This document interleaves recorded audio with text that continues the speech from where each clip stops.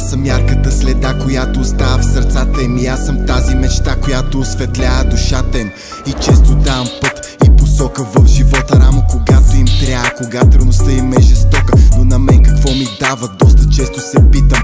И когато ме боли, защо отново да опитам? Чувствам се сам и ми трябва причина да ме бутне от ръба преди неусетно да загина. Писна ми да прощавам и да затварям очи. Писна ми пак да мисля само за едни очи, които отдавна ги няма и не гледат към мен. За едностранни чувства се борят, това просто не е за мен.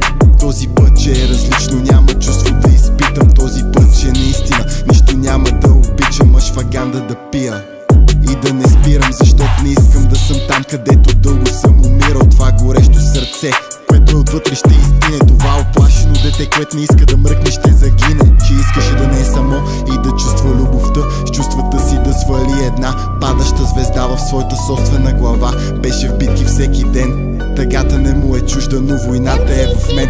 Характера ми е такъв, хем добър е, хем е лош. Ако ме предадат веднага после вадя нож. Най-голямата ми сила е да виждам слабостта си. Брат си силно да любят и мразят, Ботев казва в стиха си. Имам плачещи емоционални очи, често съм плакал на филми, това са истински сълзи.